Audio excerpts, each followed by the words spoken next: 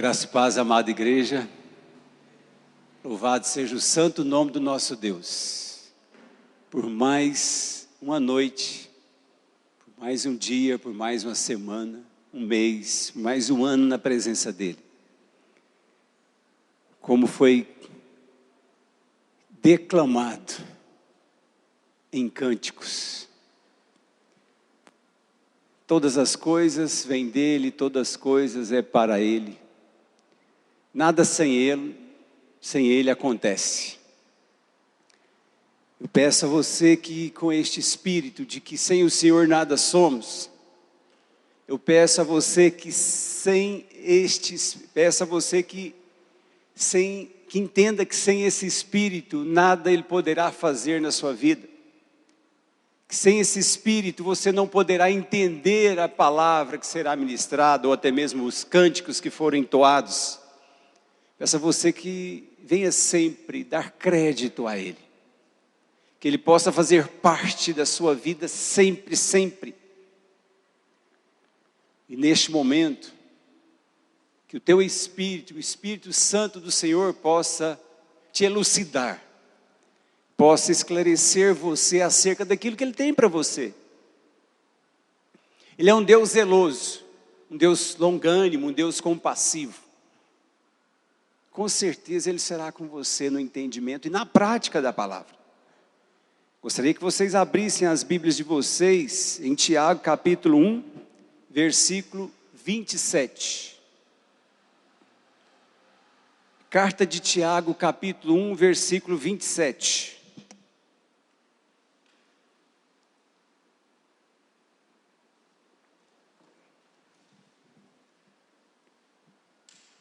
Eu gosto muito desta carta de Tiago. Esta carta é uma carta que nos ensina muito.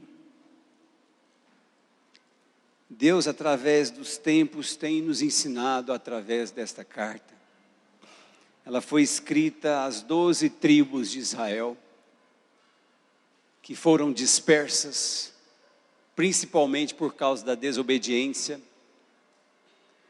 Ela foi escrita para que eu e você pudéssemos vir nos sintonizarmos aqui, na realidade em que vivemos dia após dia. Ela foi escrita não como as cartas de Paulo, que ele pressupõe principalmente o transcendente. Ele enfatiza o transcendente, Paulo, as coisas, principalmente os céus, o primeiro, segundo, terceiro céus. Tiago, ele nos traz para a realidade. Ele nos traz para o day by day, para o dia após dia. Ele nos traz para enxergar a nós mesmos. E com este mesmo espírito, eu gostaria que vocês entendessem como transformar tentações em provações.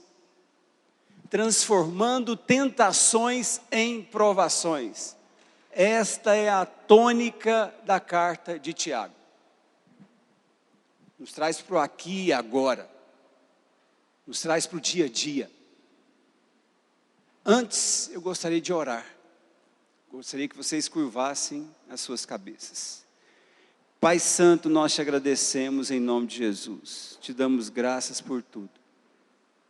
Louvado seja o teu santo nome, porque até aqui o Senhor tem nos ajudado, tem nos abençoado, tem nos dado graça para suportar as pressões do dia a dia. Sabemos que em Ti somos mais do que vencedores em Cristo Jesus.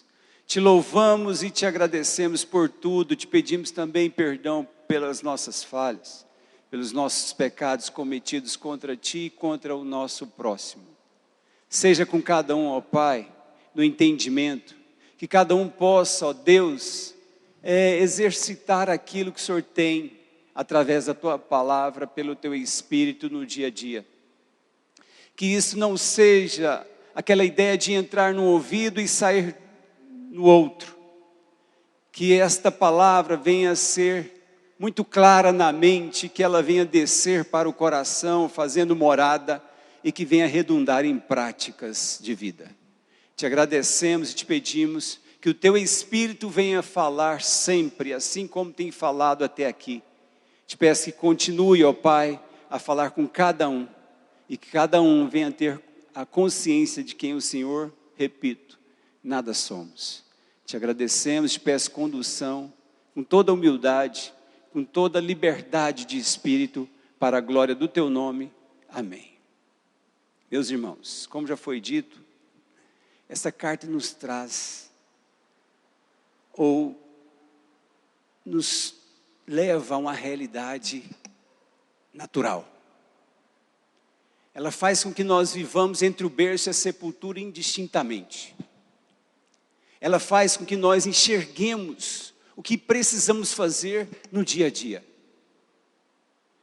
Esta realidade em que esta carta foi escrita, no contexto em que ela foi escrita, eles estavam vivendo uma pressão terrível dos seus próprios patrícios, dos seus próprios conterrâneos, porém com uma diferença, daqueles que não haviam se dobrado diante do Deus Todo-Poderoso.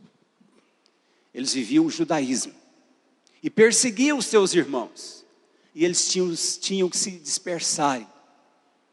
Eles não poderiam jamais ficarem ali inerte, por causa da grande opressão e pressão e perseguição que eles sofriam. Esta carta foi escrita com exatamente este objetivo: fazermos com que nós viéssemos a suportar tentações em provações. Muitos perambulam pela vida e nada alcançam. Uma tristeza. Às vezes pessoas que estão vivendo uma vida cristã, porém sem viver o Deus que está ligado ao cristianismo, ao cristão, ao pequeno Cristo.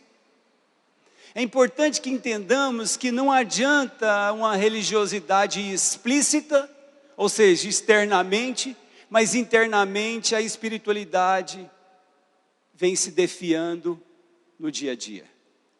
Por causa da busca, por causa das pressões, por causa das tentações, por causa das provações, por causa dos vales, por causa dos infortúnios, por causa das adversidades, enfim. Esta carta, ela nos traz a uma realidade ímpar. Tiago nos fazem com que a realidade em que precisamos viver, que seja uma realidade sem fantasias. Ele diz que aqueles que vivem nas fantasias da vida espiritual, vivem enganando-se a si mesmo. É o que ele diz no texto. Como muitos. Diante disto, a primeira realidade que ele nos mostra, que ele nos apresenta, tem a ver com uma tese, do versículo 2 ao versículo 4, eu gostaria que vocês me acompanhassem. Tem a ver com a tese defendida pelo próprio Tiago, tem a ver com a proposta que ele nos propõe, tem a ver com a proposição, que diz o seguinte: meus irmãos, tende por motivo de toda alegria o passardes por várias provações, sabendo que a provação da vossa fé, a provação ela está ligada à fé que eu tenho, uma vez confirmada, produz perseverança. A provação ela é perfeita para que eu venha a perseverar, para que eu seja perseverante pela vida. Ora, a perseverança deve ter a ação completa. Eu não tenho que começar o empreendimento e deixá-lo pelo caminho, para que eu não recaia ou não caia nos vícios da vida, nos mau hábitos da vida. para que eu não venha colocar a mão em todos os projetos, ou em vários projetos da vida, e diante da primeira dificuldade, eu venha desistir. Então ela deve ter ação completa, para que sejais perfeitos e íntegros, em nada deficientes. A ideia da perfeição é a ideia daquele que continua sempre caminhando, independente das circunstâncias, independente dos vales, como já foi dito. A ideia da perfeição não é ser um ser a toda prova, é ser um ser perseverante, é ser um ser que enxerga Cristo independente de tudo e de todos, em primeiro lugar. Provações produzem um ser denso, um ser forte, feliz com a vida, mesmo em meio às adversidades. Um ser que não anda incomodado com ações contrárias, com ações perversas, com ações sorrateiras. As provações têm este objetivo. Porém, muitas pessoas têm o dom de transformar provações em tentações. Não o contrário. Não o contrário. No primeiro obstáculo, fica para trás. Fica. Não andar, essa provação tem a ver com não andar no complexo da nossa fraqueza, mesmo nós sendo fraco. Porque o poder de Deus, Ele aperfeiçoa em nós, em nossas fraquezas. Isto é uma máxima no Evangelho. Não tem como eu ser aperfeiçoado, senão pelas minhas fraquezas, e também senão através das provações. Não tem como. É o que Tiago está dizendo. Faz com que entendamos que ser fraco em Deus é ser aperfeiçoado, não andando nas lamúrias das fraquezas.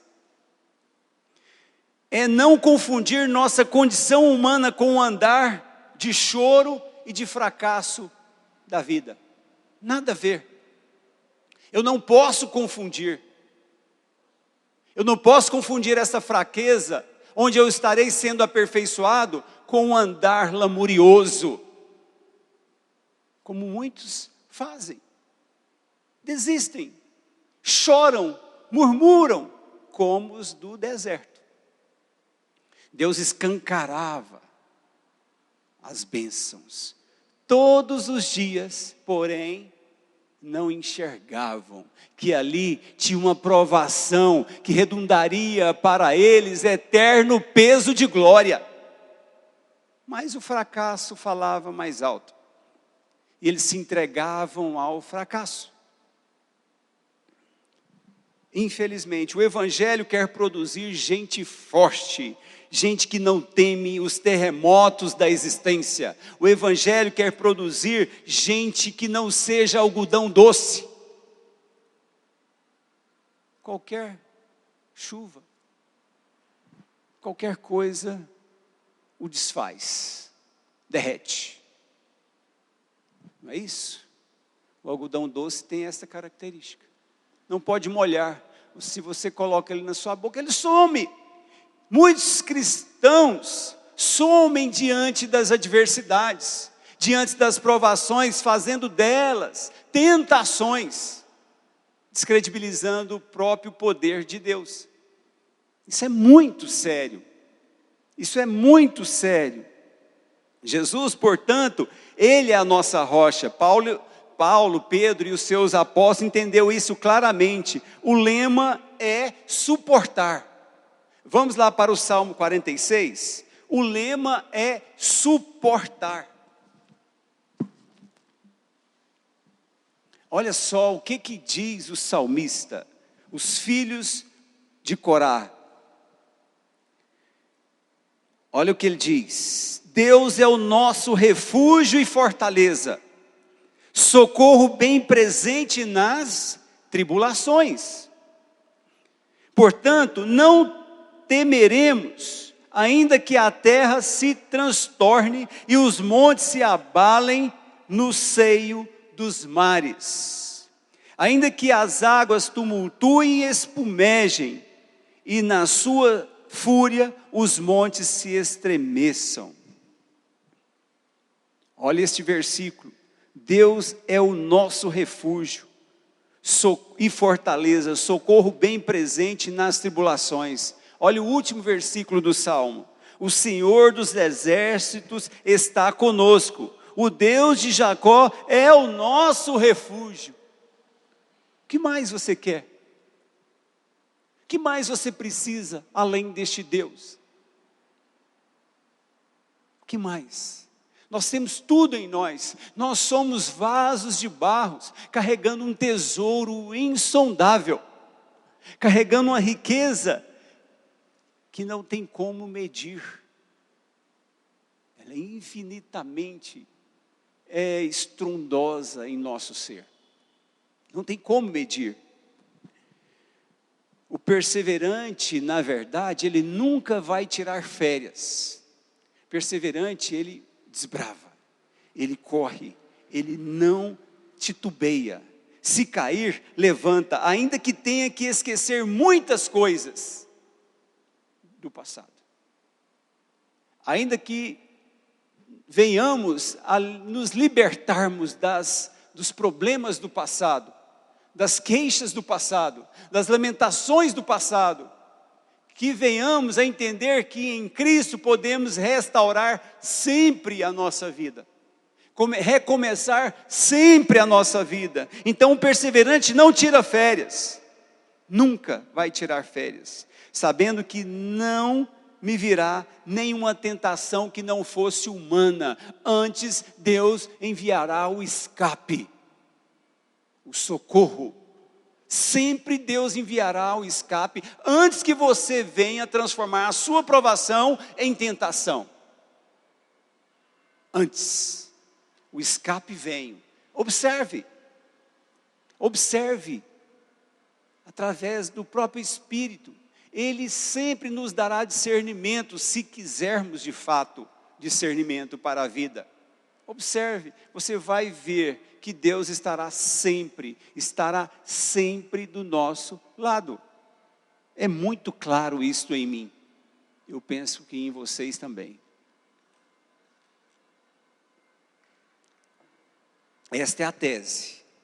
A segunda realidade tem a ver com o meio.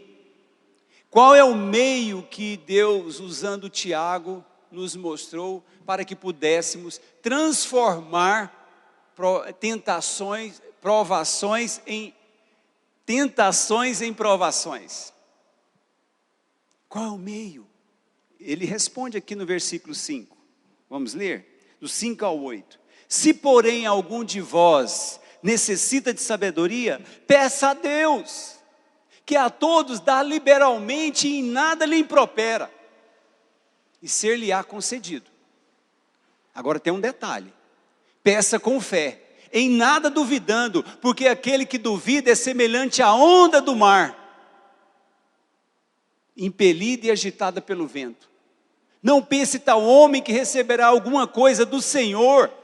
Este homem é homem de ânimo duplo, ânimo dobre. É um homem inconstante em todos, não é só em uma caminhada. É em todos os seus caminhos, é em todos os seus projetos. Inconstante em todos os seus caminhos. Este tipo de homem que pede a Deus sabedoria e duvida, ele é inconstante. Qualquer ondinha, qualquer marezinha o leva. Pluf, no chão. Esborracha a cara no chão. E fica prostrado. O pior de tudo é isso. Josué, quando ele perdeu a guerra para Ai, ele se prostrou. Chorava e lamentava e lamentava. Senhor, por que, Senhor? Pecado no meio do arraial. Pecado no meio do arraial. Agora faz o seguinte, Josué, levante-se. Pare de chorar, pare de lamuriar e desbrava. E corre atrás do problema, resolve o problema, não fique prostrado no problema. Foca na solução, Josué. Foi o que ele fez. Foi o que ele fez. Como é que chegamos ao ponto ideal da nossa vida? Em relação a adquirirmos sabedoria. Para discernir, para transformar tentações em provações. Como? Se, porém, no meio da vontade de perseverar, de se fortalecer, de atravessar a tribulação sem temor, sem autopiedade, sem autojustificação, mas atravessando, se tropeçar, levante-se. Isso tem a ver exatamente com esse porém do versículo 5. Se porém, ou seja, se diferentemente do proposto, se diferentemente da tese, algum de vós necessita de sabedoria para entender, para discernir, para não temer, para pôr em prática a palavra de Deus em sua vida. Se você precisa de tudo isso, aqui está o meio. Somente viveremos bem se obtivermos do Senhor sabedoria.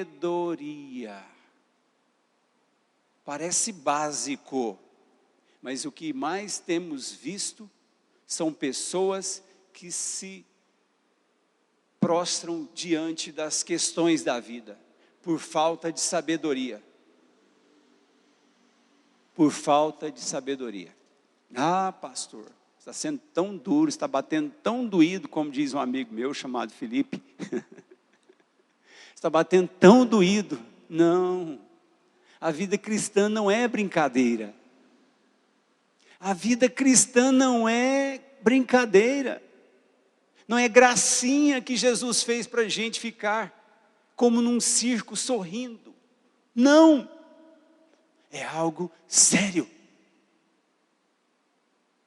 Não tem espaço para aqueles que se doam ao fracasso. Não tem espaço. É como que estivéssemos descredibilizando um poder de um Deus soberano. Exatamente isto. Dias difíceis virão infinitamente piores do que hoje. As pessoas não se sintonizam nos tempos e nas estações, nas épocas, na contemporaneidade, não se sintonizam com a pressão do mundo, enfim. E agora? Se vier uma onda brava sobre você, sem esse discernimento, sem essa sintonização com o Espírito, enrolou.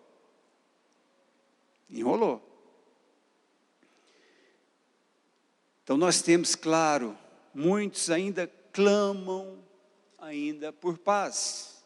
Paz, paz, paz. Por amor. Mas virão tempos difíceis, aonde nós só ouviremos falar em guerras, em traições, em morte. Não se agarre para ver. Vai chegar um tempo que de fato, se não me falha a memória, Zacarias capítulo 2, versículo 5 lá diz, ou 4 se não me falha a memória, o justo viverá pela fé.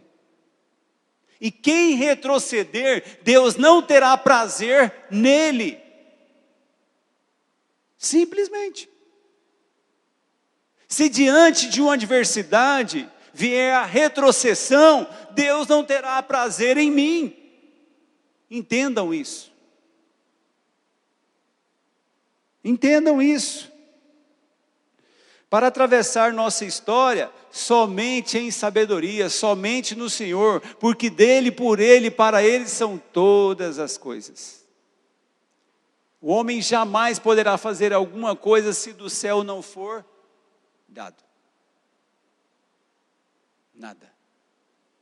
Capítulo 3 de João. O que é sabedoria na sua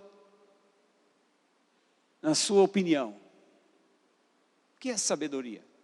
Além de termos que resolver os problemas no tempo mais hábil possível, mas o que é a máxima da sabedoria para você? Eu respondo: sabedoria é ter a mente de Cristo, segundo o Evangelho. Isto é ter sabedoria. Agora, como eu adquiro sabedoria? Como? A primeira coisa para que eu venha a obter sabedoria, foi o que já foi dito, somente pela fé. Somente pela fé. A segunda coisa, somente com a absorção do ensino dos princípios elementares, dos princípios simples de Jesus, pelo Evangelho. Além disso, obtendo o modo, o jeito de Jesus ensinar, o jeito de Jesus amar, o jeito de Jesus olhar.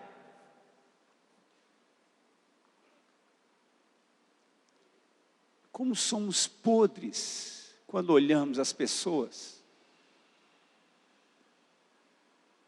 Como somos podres. Como nós precisamos deste Deus.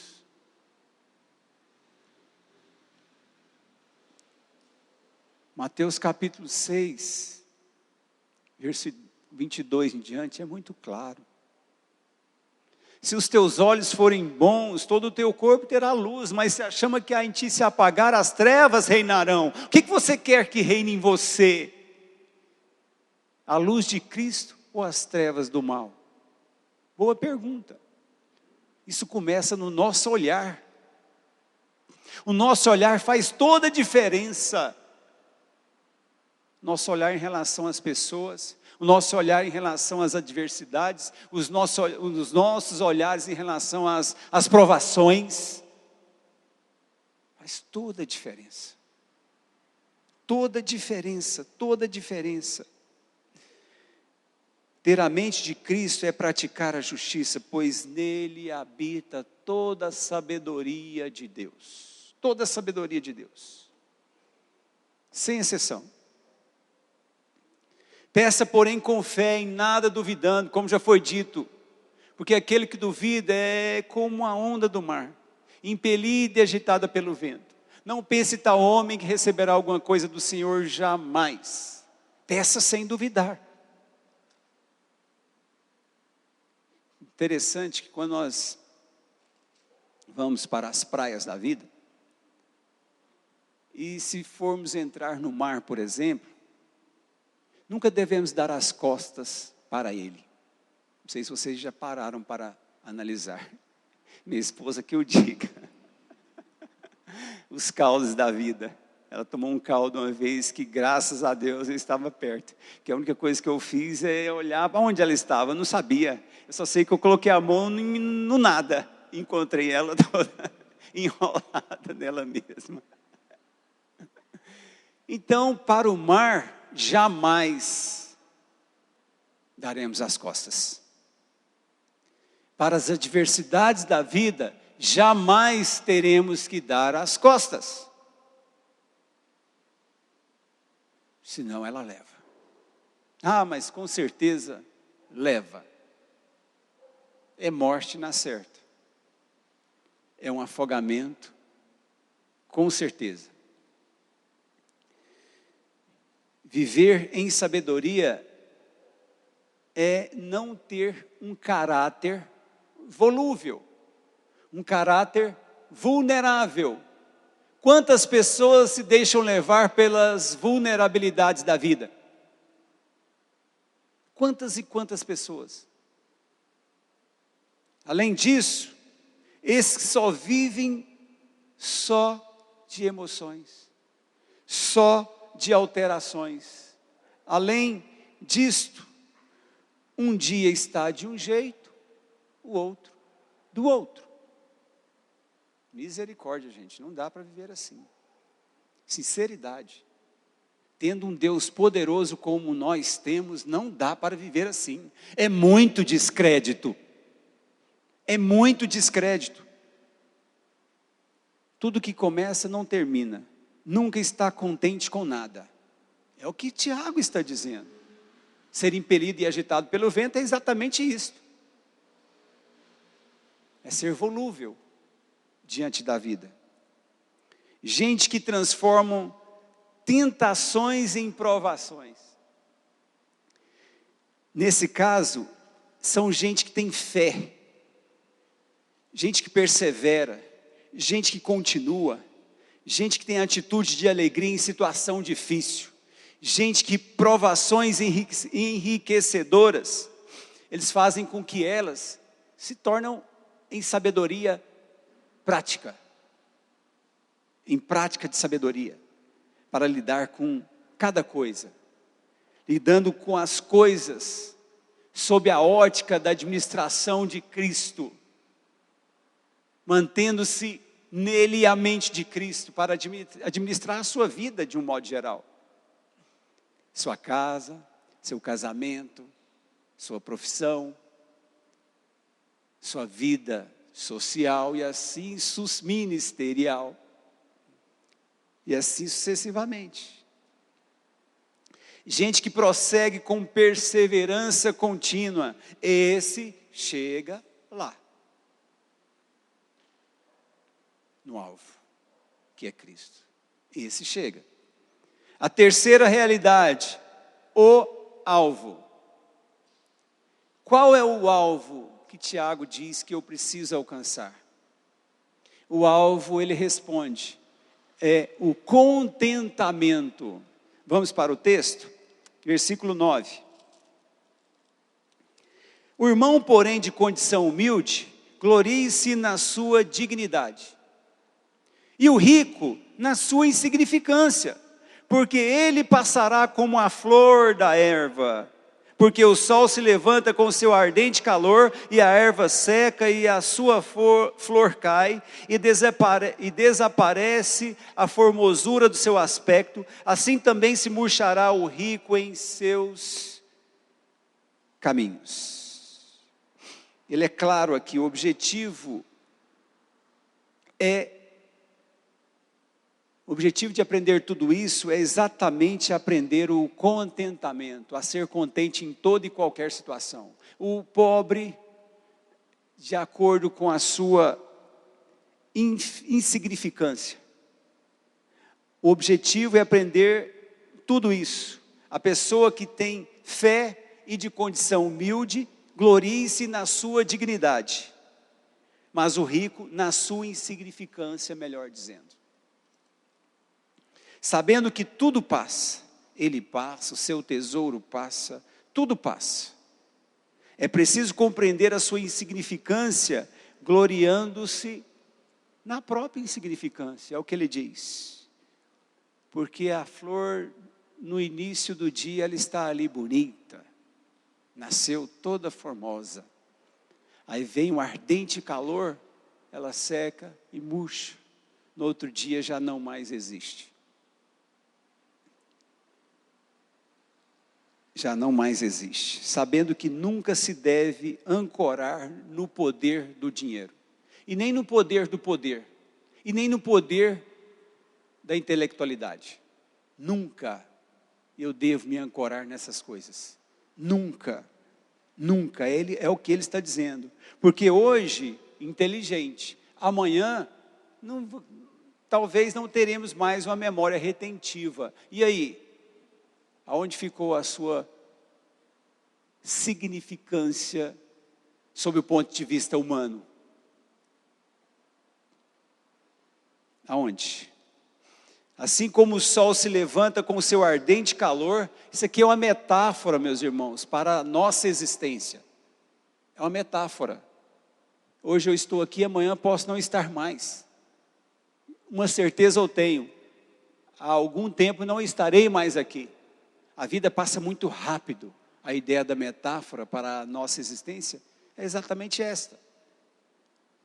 E arde, e a erva seca, assim são aqueles que depositam suas glórias na riqueza. Agora, o que é isso que se estabelece como alvo? O que se pretende alcançar? Tiago diz que eu preciso alcançar um contentamento ultra circunstancial. Independente das circunstâncias, eu preciso viver contente em toda e qualquer situação. Vamos ver o que Paulo diz lá em Filipenses capítulo 4, versículo 10. Filipenses capítulo 4, versículo 10. Paulo diz o seguinte: alegrei-me sobremaneira no Senhor, porque agora uma vez mais renovastes a meu favor o vosso cuidado, o qual também já tinhais antes, mas vos faltava oportunidade. Digo isto não por causa da pobreza, porque aprendi a viver contente em toda e qualquer situação, tanto sei estar humilhado como também ser honrado. E tudo e em todas as circunstâncias já tenho experiência. De tudo e em todas as circunstâncias já tenho experiência, tanto de fartura como de fome, assim de abundância como de escassez. Tudo posso naquele que me fortalece. O Deus de Paulo é o seu Deus? Com certeza sim. Então, se você entender como Paulo entendeu, tudo você poderá, porque é Ele que nos fortalece. É Deus que nos fortalece, não tem outra coisa. Graças a Deus por isso. Graças a Deus por isso. Eu já caminhando para o último. O último diz exatamente o seguinte: a última realidade tem a ver com as ilusões. É a história do não fui eu. É a história de não assumir as suas responsabilidades. É a história de atribuir as nossas situações, as nossas fraquezas, os nossos fracassos a outrem. Muitos transferem para Deus, transferem para o próximo, transferem para o mal, para o maligno, para o diabo, menos para Ele. Menos assumem a sua responsabilidade cristã. Nunca que assume. Tem que mudar isso. Bem-aventurado o homem que suporta a provação, assumindo suas responsabilidades. Olha o que diz aqui no versículo 12. Bem-aventurado o homem que suporta com perseverança a provação, porque depois de ter sido aprovado, receberá a coroa da vida, a qual o Senhor prometeu aos que o amam. Se eu perseverar, se eu for aprovado, eu receberei a coroa da vida, prometida por Deus. Eu não posso pôr em xeque essa promessa. Eu não posso dizer que uma promessa dessa de Deus para a minha vida é uma falácia. É uma promessa, é uma verdade. Senão não teria sentido você estar aqui nesta noite. Então aqui é muito claro, porque depois de ter sido aprovado, receberá a coroa da vida, a qual o Senhor prometeu aos que o amam. Ninguém ao ser tentado, diga, sou tentado por Deus, porque Deus não pode ser tentado pelo mal, e Ele mesmo ninguém tenta. Ao contrário, cada um é tentado pela sua própria cobiça, quando esta o atrai e seduz. Então a cobiça, depois de haver concebido, a cobiça que eu cobicei depois de haver sido engravidada em mim, ela vai dar à luz ao pecado, e o pecado, uma vez consumado, vai gerar a morte. Então, parte de mim. Eu preciso assumir as minhas responsabilidades. Se eu falhei, que eu venha me prostrar diante de Deus. Você também, não é só eu não. Que eu venha me prostrar diante de Deus, e você também. E mudar. Reconhecer e mudar. Aqueles que encobrem as suas transgressões, jamais prosperará, mas aqueles que confessam e deixam, alcançam misericórdia. Provérbios 28, 13. É simples assim. Alcançam misericórdia. Então a história do não fui eu tem que ser deixada de lado. A primeira coisa é entender que isto tem a ver com auto-engano. É o que Tiago diz. Tiago chama essa tentativa do não fui eu de enganar-se a si mesmo. Você está se enganando. Simplesmente. A primeira coisa é assumir. Muitos transferem para Deus, como foi dito, para os outros, até para o diabo. Sou eu que gero, não é Deus que é tentado, é a minha cobiça, é o meu pecado, é o meu desejo, são as coisas que eu vou gerando ao longo do curso da minha vida. Me deparo com a tentação, eu posso transformar essa tentação no mesmo evento em provação, não vice-versa. Me deparo com a tentação, eu posso transformar, repito, esta tentação em provação. Isso é muito claro aqui no texto, não tem como errar. São coisas que eu vou gerando, por exemplo, sentimentos e emoções estranhas, pensamentos perversos que eu vou criando, cobiças malignas com a direção do desejo e não de Deus. Se é cobiça, óbvio que não vai estar na direção de Deus. A direção é minha mesmo. Não adianta eu transferir responsabilidade. Tiago está dizendo que foi brotada dentro de mim, essa cobiça. Sem sombra de dúvidas, cobiças malignas, tudo cresce quando você não se enxerga. Tudo cresce quando você não assume. A segunda coisa é as ilusões. É dizer, eu sou a causa das minhas ilusões, das minhas cobiças. Simplesmente, todavia, é você que tem que pedir a Deus sabedoria para lidar com essas questões, é você que tem que aprender, é você que tem que transformar dificuldade em oportunidade, é você que tem que transformar tentação em provação. Depois, com certeza, tornaremos-nos aprovados.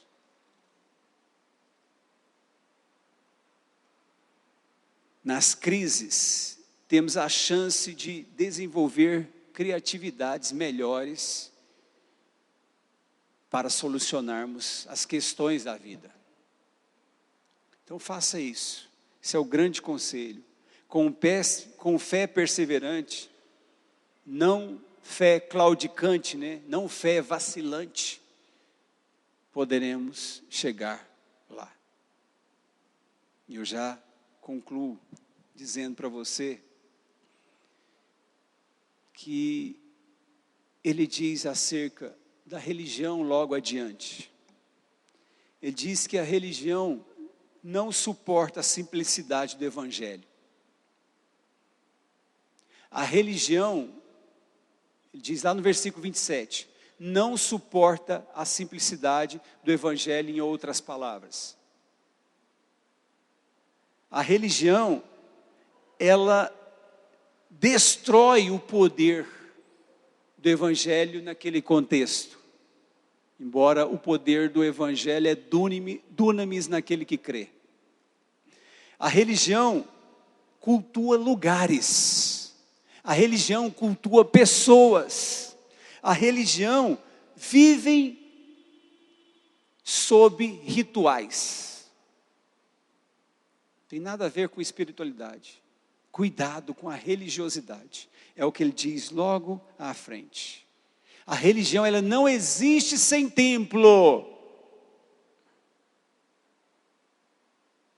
Eu concluo dizendo que todos aqueles que são da eternidade, nele habita fé perseverante, habita responsabilidade com o que crê, e habita também o desejo de obedecer a um Deus soberano sobre todas as coisas, entendendo que por Ele e para Ele são todas as coisas. Vocês entenderam? Está entregue. Faça bom uso, em nome de Jesus. A nossa responsabilidade, ela vai um pouco além, mas no tocante ao que foi ministrado, passamos para você a bola. A ideia é, pratique. Esse é o ponto do Evangelho. Transformar coisas transcendentes, coisas espirituais, coisas do Evangelho, em prática de vida. Vamos orar?